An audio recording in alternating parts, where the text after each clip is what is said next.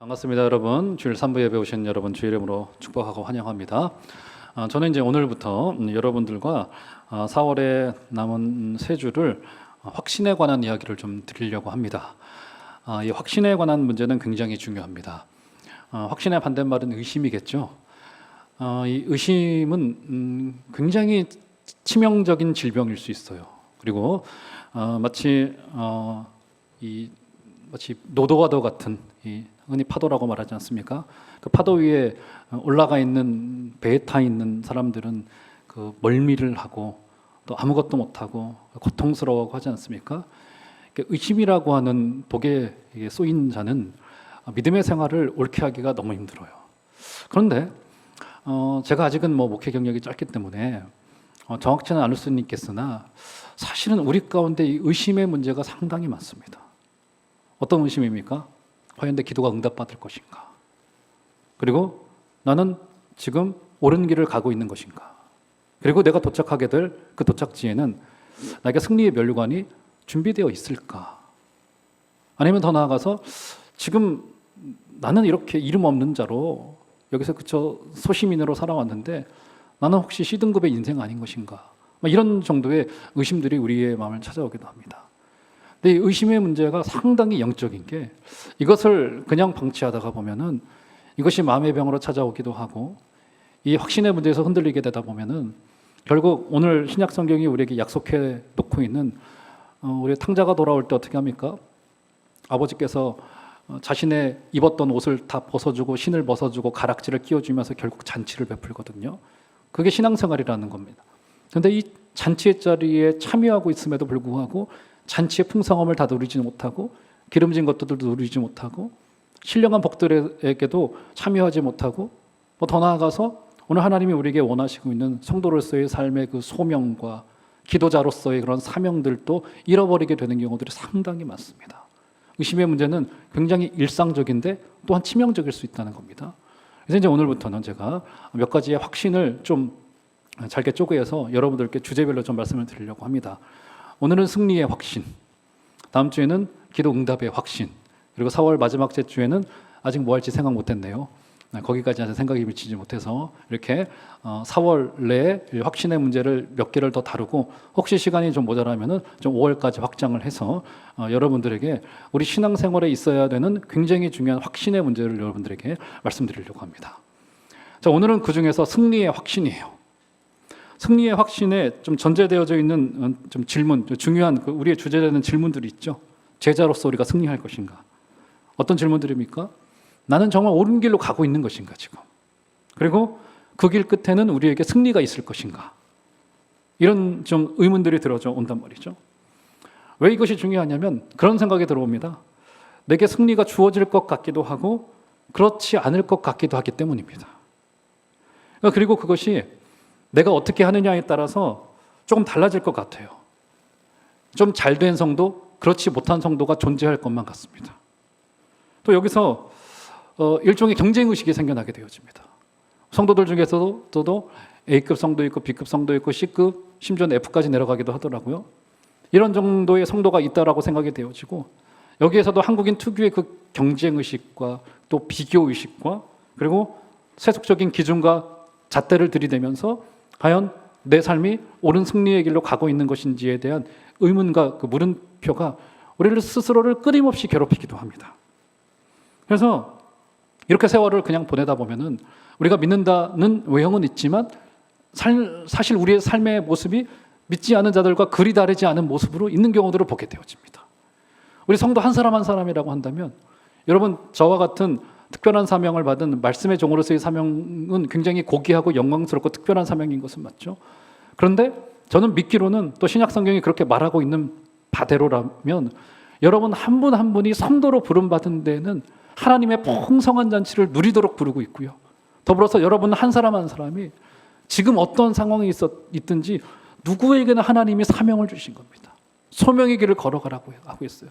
그것이 기도의 소명일지 부모로서의 사명일지 어떤 사명일지는 다 다르겠죠. 사명의 길을 걸어가야 될 텐데 의심에 쏘인 자는 꼼짝하지 못하고 그 자리에서 마비가 되어져서 이 승리는 고사하고 의심의 병에 걸려서 정말 제자리에 머물러 있는 경우들이 너무나도 많은 것을 보게 되어집니다. 그래서 오늘 말씀을 통하여서 과연 오늘은 이거 아주 대표적인 이 승리의 확신에 관한 이제 구절들이에요. 이 구절들 속에 담긴 여러분 다 알고 계신 내용일 것입니다.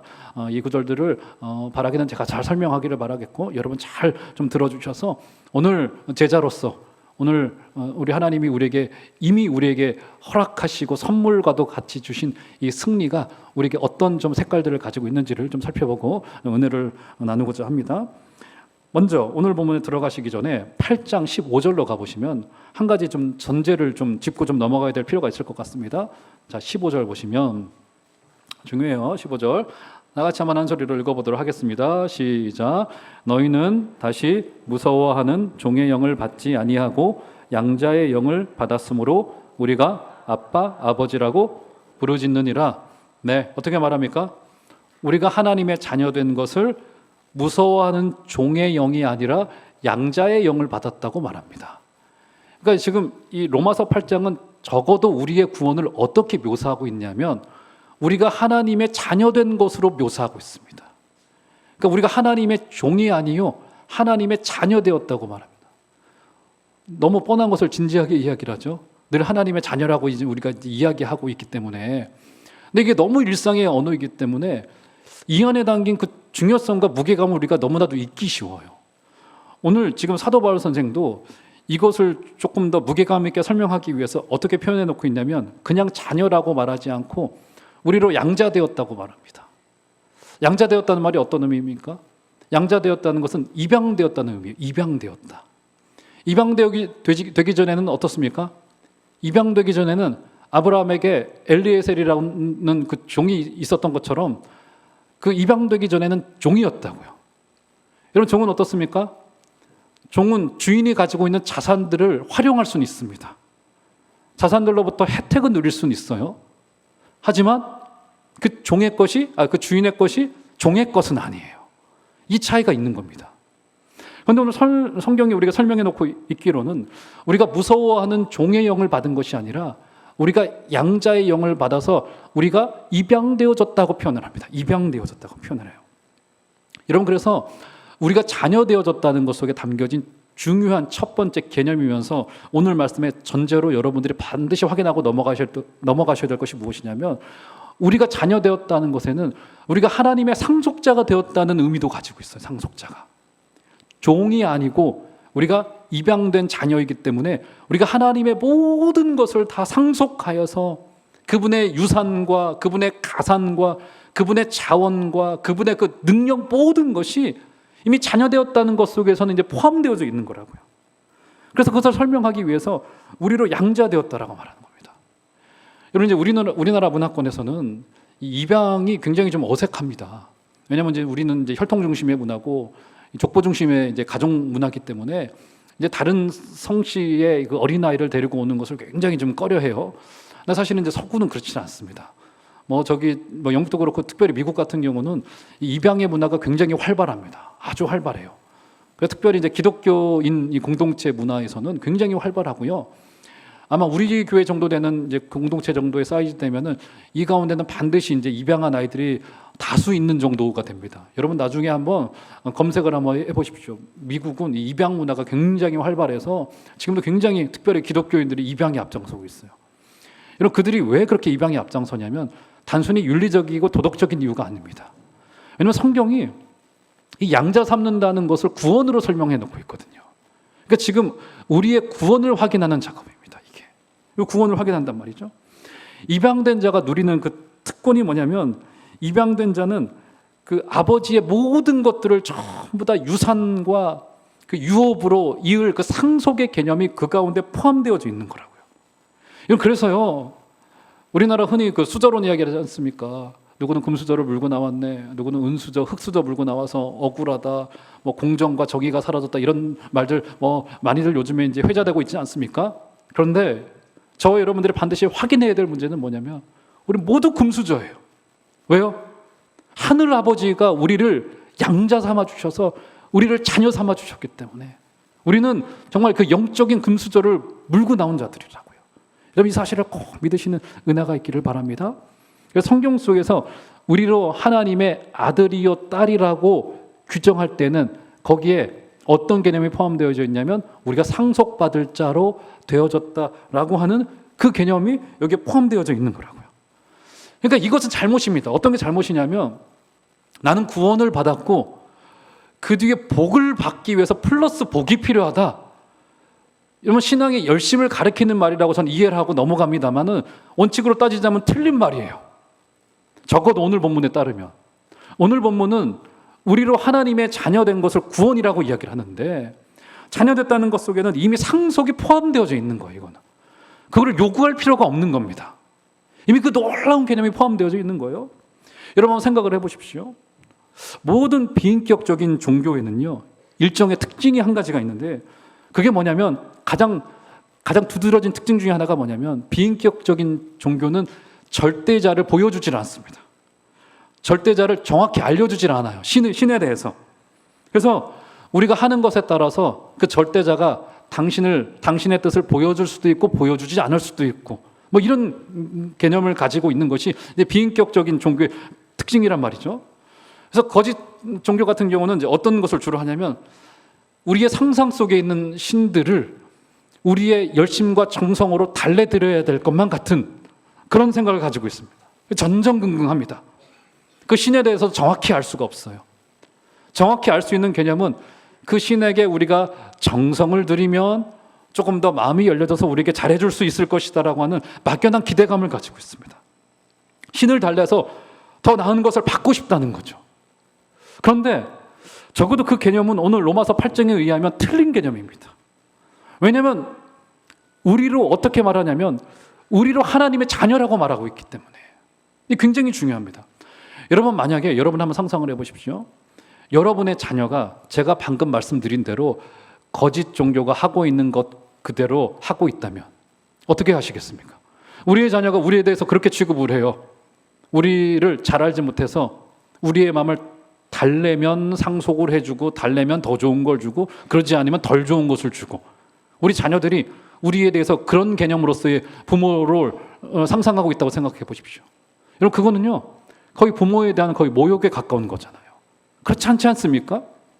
그러니까 하나님이 우리로 자녀 삼아 주셨다는 그 개념 속에는 하나님이 가지고 계신 그 풍성한 복들이 이미 있는 겁니다.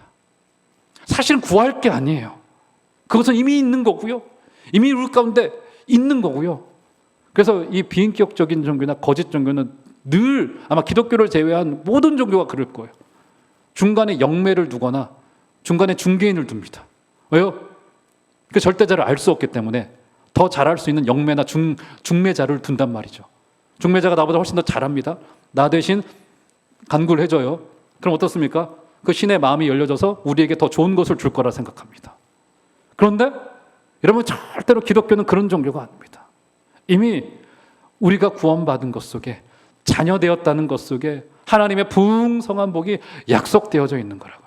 사랑하는 여러분, 하나님이 이미 구원 가운데 이루어 놓으신 풍성한 잔치와도 같은 복을 다 누리시는 여러분들 되어주시기를 주 이름으로 축원합니다. 이것이 짚고 가야 될 굉장히 중요한 첫 번째 점이에요. 자, 그러면서 17절로 가보시면 그런데 문제가 한 가지가 생겨나죠. 17절 보시면 자 이렇게 이야기를 해요. 제가 읽어드릴게요. 자녀이면 또한 상속자. 나오네요. 상속자라고. 그러니까 자녀라고 하는 개념은 이미 상속한다는 개념을 가지고 있습니다. 그러니까 이건 복은 구할 게 아니에요. 복은 와 있어요. 굉장히 중요한 개념입니다. 자녀이면 또한 상속자, 곧 하나님의 상속자요. 그리스도와 함께한 상속자니 우리가 그와 함께 영광을 받기 위하여 고난도 함께 받아야 할 것이니라. 그렇죠? 문제가 생겨나죠. 그와 함께 영광을 받기 위하여 뭐도 받는다고요? 고난도 받는다라고 말합니다.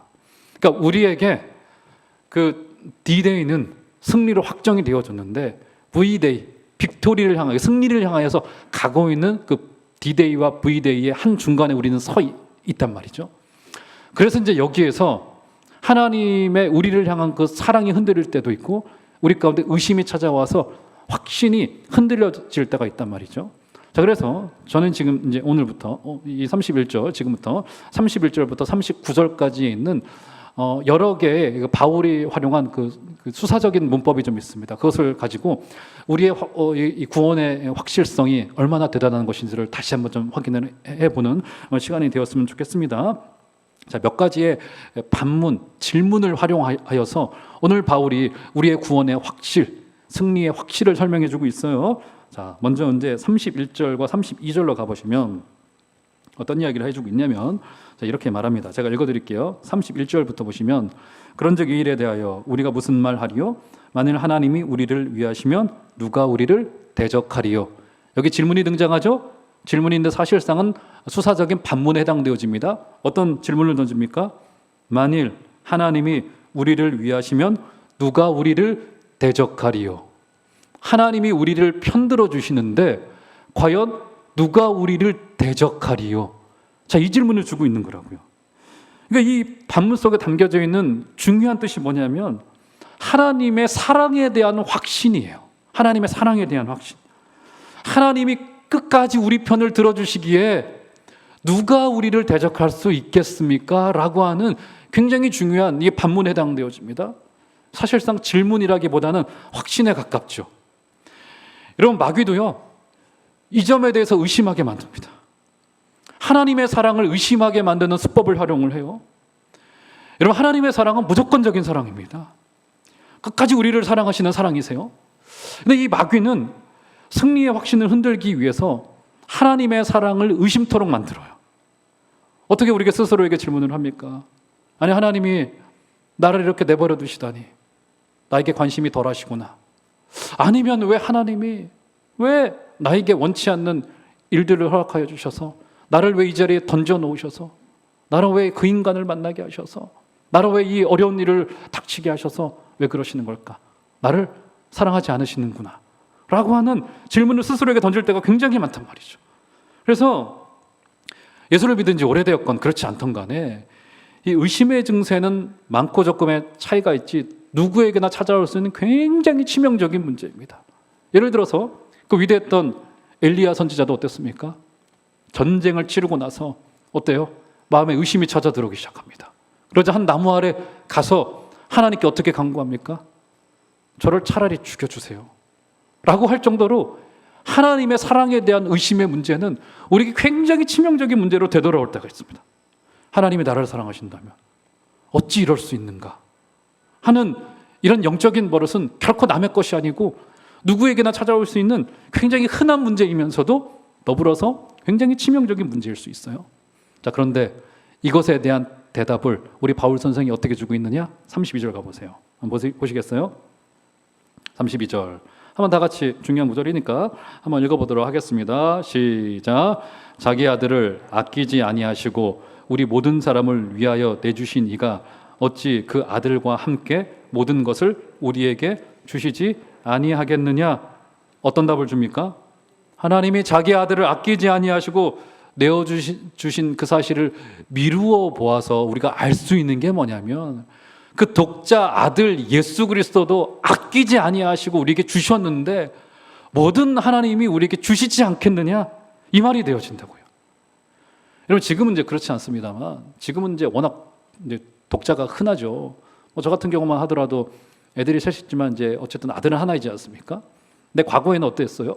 과거에는 2대 독자, 3대 독자 이게 이제 굉장히 이제 드문 일이었고 특별히 3대 독자, 4대 독자까지는 이제 예전에는 이제 아이들을 많이 낳았기 때문에 근데 독자는 많지 않았었습니다. 자, 그런데 만약에 독자가 있다면 그 부모님이나 특별히 할머님 같은 경우에는 굉장히 애지중지하고 조마조마한 마음을 가지고 독자를 키워내는 것이 부모님들의 마음 아니겠어요? 제가 이제 어떤 목사님의 이야기를 들었어요. 이 설교를 준비하다가 주중에 글을 읽는데 그 글 속에 그런 이야기가 있더라고요. 뭐 저보다도 한참 선배님이신 목사님이신데 그분이 이제 어떤 이야기를 들었냐, 어떤 목사님에 관한 이야기를 또 들으신 거예요. 그 목사님의 할머님에 관한 이야기를 들었는데 그 할머님이 자식을 여러 낳았는데 아들은 하나뿐이셨대요. 4대 독자를 무려 낳으셨대요. 그러니까 그 목사님의 아버님이 독자셨던 거죠. 할머님이 늘 그 독자를 키울 때 애지중지 키우셨단 말이죠. 이게 뭐 불면 꺼질까 하는 마음을 가지고 아이들을 키우셨단 말이죠.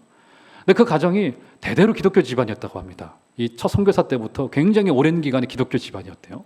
그러다 보니까 뭐 일주일에 3번씩 4번씩 가정 예배를 할머니부터 시작해서 손자 손녀까지 다 모아놓고 늘 가정 예배를 일주일에 막 2-3번 이상씩 드렸던 거예요.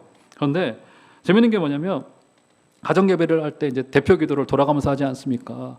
그때 그 할머님의 기도가 때가 되돌아오면 할머님이 한 번도 당신의 아들, 그 독자인 그 아들을 놓고 기도하실 때, 아마 여기서 이제 독자를 키우신 이제 어르신들 계실 텐데 꼭 이렇게 기도하셨대요. 제가 그 문구를 그대로 적어왔습니다. 어떻게 기도를 하셨냐면 이렇게 기도를 하셨대요.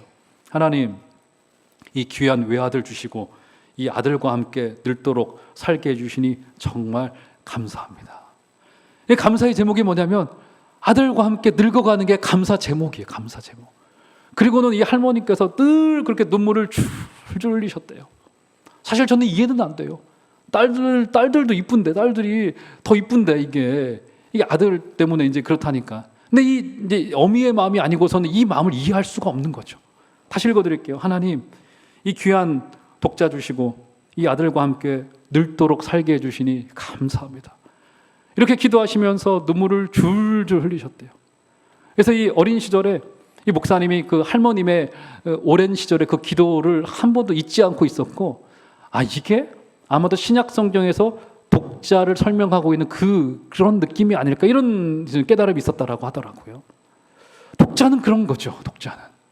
그런데 오늘 하늘 아버지께서 당신의 독자 아들 예수 그리스도를 우리에게 주시면서까지 사랑을 확신시켜 주셨고, 그렇게 주신 아버지께서 뭐든 우리에게 주시지 않겠느냐는 겁니다. 사랑하는 여러분, 아들 예수 그리스도를 보내셨다는 것에는 이미 하나님 아버지의 그 너른 사랑의 전부가 포함되어져 있다는 말이 되어집니다. 하나님의 그 풍성한 복에 참여하시기만 하시면 됩니다. 이번 한 주간도 우리 하나님의 그 놀라우신 복에 함께 동참하여 주시고 그 하나님의 사랑의 확신을 가지시고 흔들리지 아니하시는 여러분들 되시기를 주의 이름으로 축원합니다. 첫 번째 반문이에요. 그렇죠? 하나님이 우리를 위하시면 누가 우리를 대적하리요? 하나님의 사랑에 대한 확신. 두 번째 반문입니다. 33절 가보시면 조금 심각한 이야기가 등장해요. 33절 제가 읽어드릴게요. 누가 능히 하나님께서 택하신 자들을 고발하리요? 의롭다 하신 이는 하나님이시니. 34절 누가 정죄하리요? 자, 이런 말들이 등장합니다. 자, 33절과 34절에 등장하는 고발, 정죄 이런 것들은 심리학적인 용어라기보다는 정확히 법정적인 용어들입니다. 그러니까 실제로 이것은 뭐 누가 누구를 고발할 때 쓰는 그런 용어들이라는 말이 되어집니다. 지금 무슨 말이냐면 우리의 승리의 확신을 흔드는 두 번째의 대적이 있는데 그게 뭐냐면 죄책감, 정죄감이라고 하는 겁니다. 죄책감, 정죄감. 여러분, 이 문제가 굉장히 치명적입니다. 그러니까 스스로가 스스로를 가혹하게 처벌합니다. 내가 내 자신에 대해서 굉장히 가혹하게 처벌을 해요. 굉장히 가혹하게. 여러분, 이 문제가 굉장히 치명적이어서요. 이게 이제 마음의 병으로 이어지는 경우들도 상당히 많아요. 제가 실제로 들은 이야기인데, 근데 실제로 지금 우리 교회에도 소수 좀 계시고, 이제 기독교인들 중에서도 흔히 이제 신경정신과에 좀 다니시는 분들이 좀 계세요. 저는 그럴 수 있다고 생각합니다. 이게 육신의 질병과 마음의 질병이 늘 이렇게 연결이 되어져 있기 때문에 그럴 수 있다고 생각을 해요. 제가 아는 분의 이야기를 들었어요. 기독교인들이 그렇게 많이 찾아온대, 그렇게 많이. 신경정신과에. 저는 그럴 수 있다고 봅니다. 그런데 어떤 이유로 찾아오냐면 여러 가지 이유들 중에 또 가장 중요한 이유 중에 하나가 뭐냐면 하나님이 나를 벌하실 것 같다는 생각이 든다는 겁니다. 근데 그 중압감이 너무 커요. 그 중압감이. 결국 그러다가 이게 마음의 질병으로 이어지기도 합니다. 우울증이 찾아오고 죄책감이 나를 괴롭히고 스스로에 대해서 채찍질하고 가혹하게 하고 타인을 돌볼 여유는 더더욱 없죠. 그래서 이것이 마음의 질병으로 찾아오기도 합니다. 마치 누군가 나를 고발하는 것만 같아요. 너 잘못했지. 너 그러고도 그리스도인이야?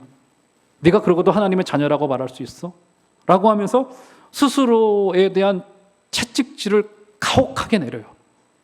너무나도 무서운 사실인데 여러분, 이게 사실은 굉장히 흔한 경우들이 많아요. 굉장히 무섭지만 흔한 경우들이 많습니다. 스스로에게 가혹한 형벌을 내립니다. 여러분, 요즘 현대인들은 어떻습니까? 과도하게 자신을 몰아붙입니다. 과도하게. 어떻게 몰아붙입니까? 여러분, 우리가 스스로에 대해서 평가를 할 때, 사람을 평가를 할 때 어떻게 평가를 하냐면, 우리 인간에 대해서 여러분들이 이제 어떻게 이해를 하실는지 모르겠어요. 그런데 이 현대인들이 가지고 있는 공통의 생각은 뭐냐면, 사람이 사람다우려면 생산을 해야 된다고 생각을 합니다. 그러니까 생산 공장으로 생각을 해요. 그러니까 성과의 주체로 생각을 합니다. 성경이 우리에서 일이라고 말했을 때는 늘 그것이 소명과 연결되어져 있지, 돈을 얼마나 버느냐, 얼마나 직급에 올라가느냐, 어떤 직업을 갖느냐에 따라서 절대로 성경은 우리에게 인간에 대한 판단 기준을 주고 있지 않다고요. 그런데 지금 이제 또 제가 이제 사부 예배 좀 이따 청년들에게 가서 들어가 설교를 하겠지만, 굉장히 자신에게 과도한 채찍질을 내립니다. 돈을 벌지 못하면 사람으로 여기질 않아요. 그런데 성경은요, 한 번도 사람에 대해서 그런 평가의 기준을 내린 적이 없다고요. 성과의 주체로, 생산 공장으로, 그래야만 옳은 사람으로, 심지어는 그것을 기독교의 이름으로 복받은 자라고 이야기를 하면서 그렇게 말합니다. 그런데 성경은 한 번도 사람에 대한 그런 평가를 내린 적이 없거든요. 마귀도 우리의 이런 연약한 점을 너무 잘 알고 있어요. 스스로에게 가혹한, 과도한 평가를, 채찍질을 할 때 어떻게 됩니까? 그 앞에 고소 내용을 진술하겠죠. 저 사람은 이러저러하게 사는 것을 보니 저 사람은 그리스도인이 아니요 하나님께 벌을 받을 자요 라고 하면서 본인 스스로에 대한 과도한 정죄를 하기까지 이르른단 말이죠. 자, 그런데 변호사 되신 우리 주님께서 어떻게 답을 주십니까? 다시 본문으로 가보시면 33절, 누가 등이 하나님께서 택하신 자들을 고발하리요 의롭다 하신 이는 하나님이시니. 무슨 말입니까? 마귀가 마치 검사처럼 우리의 죄를 까발리고 고발합니다. 그러자 변호사 되신 성령께서 어떻게 말하고 있습니까? 아니, 지금 재판장께서 이미 의롭다고 선언하셨는데 도대체 고발 내용이 무슨 의미가 있단 말이요? 라고 하면서 우리 대신 변호하여 주고 있다고요. 사랑하는 여러분, 우리 하나님께서 바로 그 의의 법정에서 우리를 의롭다 선언해 주신 하나님 재판장인 것을 믿으시는 은혜가 있기를 주의 이름으로 축원합니다. 그래서 여러분, 제가 여러분들께 꼭 드리고 싶은 말씀은 자신을 너무 가혹하게 밀어붙이지 않으셨으면 좋겠습니다. 내가 너무 못났다고 하실 필요도 없어요. 인생의 뒤를 돌아보시면서 실망하실 것도 없고 회한을 가지실 것도 없습니다. 왜요? 하나님이 우리를 의롭다 선언해 주셨기 때문에. 타인에 대한 평가도 마찬가지입니다.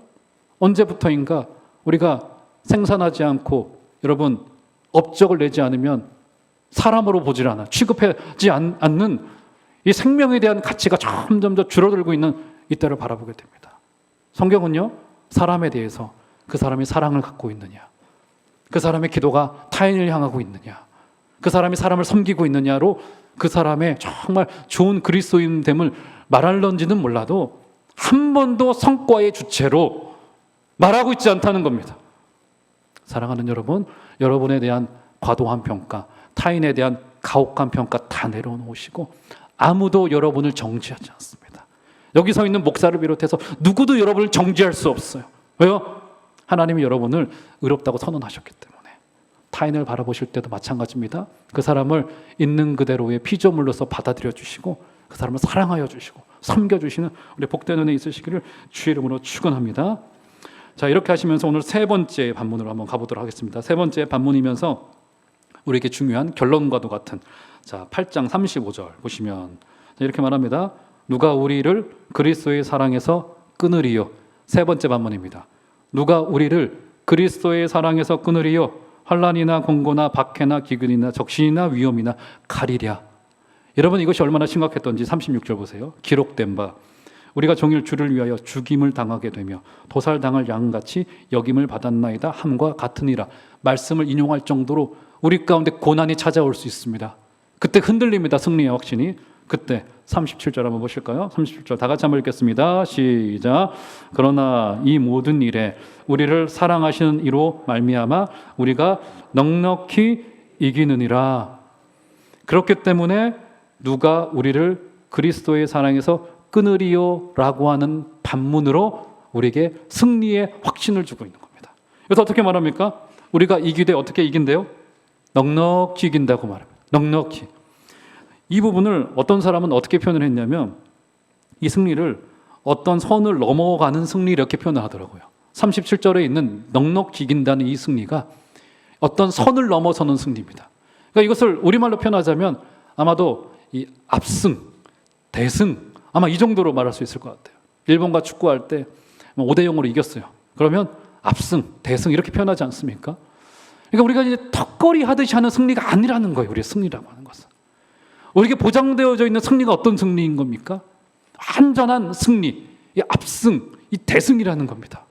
이것이 우리가 얻고 구할 것이 아니라 이것이 이미 우리 가운데 와 있는 승리라고 하는 것이에요. 사랑하는 여러분, 이번 한 주간에도 여러분들에게 허락해 놓으신 하나님의 그 다른 승리들, 압승들, 대승들이 이미 우리 가운데 와 있습니다. 여러분, 탕자가 집을 나가고 모든 것을 다 잃고 아버지 앞으로 돌아오죠. 어떻게 말합니까? 저를 좀 받아주십시오 하고 이제 돌아오면 두 손 들고 돌아옵니다. 아버지가 어떻게 하죠?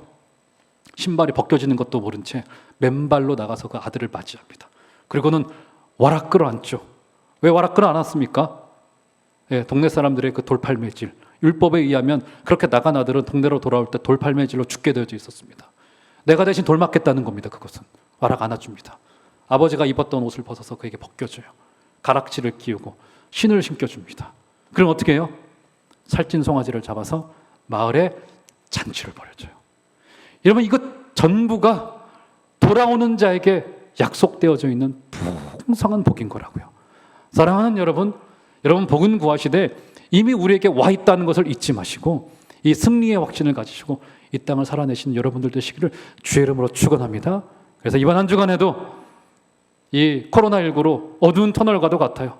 어두운 터널은 맞습니다. 하지만 그 가운데 우리의 발에 등이 되시고 우리에게 빛을 비춰주시고 승리를 약속해 놓으신 그 하나님 앞에 여러분 스스로를 바라보아 주셨으면 좋겠고 타인과 이웃들과 우리 교회 공동체가 그렇게 아름다운 공동체인 것을 기억하시고 이번 한 주간도 다 승리하시는 여러분들 되어주시기를 주의 이름으로 축원합니다.